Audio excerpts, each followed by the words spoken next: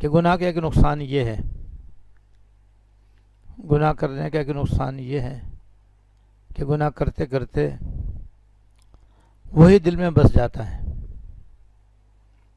یہاں تک کہ مرتے ہوئے کلمہ تک منہ سے نہیں نکلتا، بلکہ جو اعمال زندگی میں غالب رہتے ہیں وہی موت کے وقت بھی سرزد ہوتے ہیں۔ ایک تاجر اپنی عزیز کی حکایت بیان کرتا ہے کہ مرتے وقت اس کو کلمہ تلقین کرتے تھے اور وہ یہ کہتا تھا کہ یہ کپڑا بہت اچھا ہے، فلاں خریدار بڑا اچھا معاملہ کرتا ہے، یہ کہتے کہتے اس کا انتقال ہو گیا۔ ایسے کسی بھیک مانگنے والے کا واقعہ ہے کہ مرتے وقت کہتا تھا کہ اللہ کے واسطے ایک پیسہ دے دے، اللہ کے واسطے ایک پیسہ دے دے، بس یہ بھیک مانگتے مانگتے اس کا انتقال ہو گیا۔ ایک آدمی حالت نزع میں مبتلا تھا،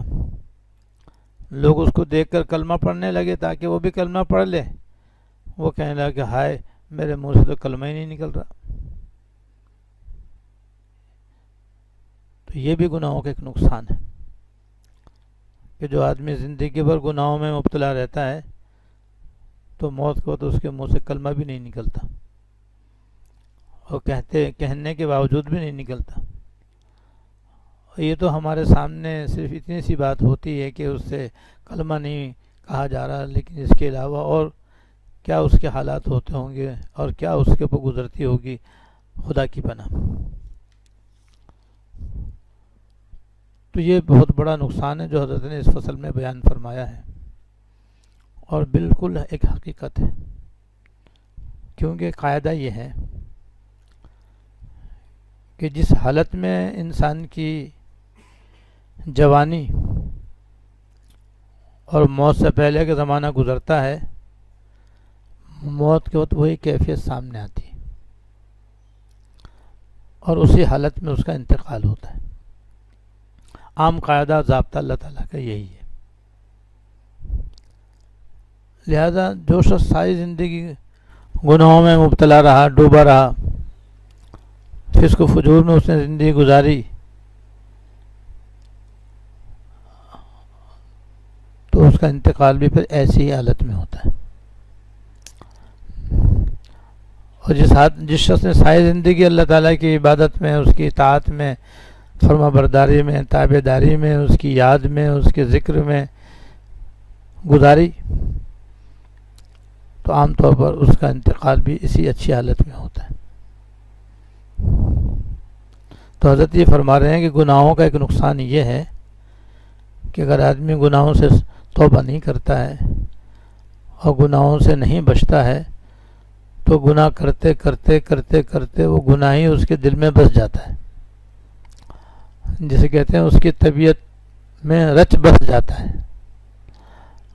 اور پھر وہ اسی گناہ میں کرتے کرتے دنیا سے جاتا ہے۔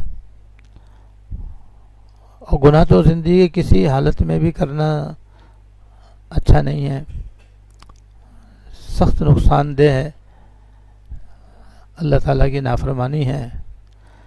لیکن موت کے وقت آدمی کی زبان سے کلمہ ادا نہ ہونا یا اچھی حالت پر انتقال نہ ہونا، بلکہ گناہ کی حالت میں انتقال ہونا یا بری حالت میں انتقال ہونا، یہ بری علامت ہے، اور ہر بری علامت سے بچنا، اور اس کے بے شمار واقعات ہیں۔ ان لوگوں کے بھی بڑے بے شمار واقعات ہیں کہ زندگی بھر دینی خدمت کی، عبادت کی، اطاعت کی، اللہ تعالیٰ کی یاد میں زندگی گزاری، تو موت کے وقت ان کا بہت ہی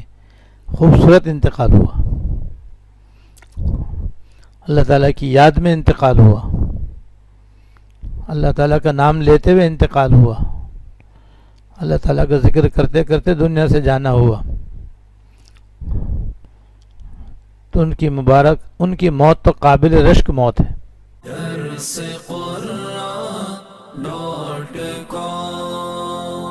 www.darsequran.com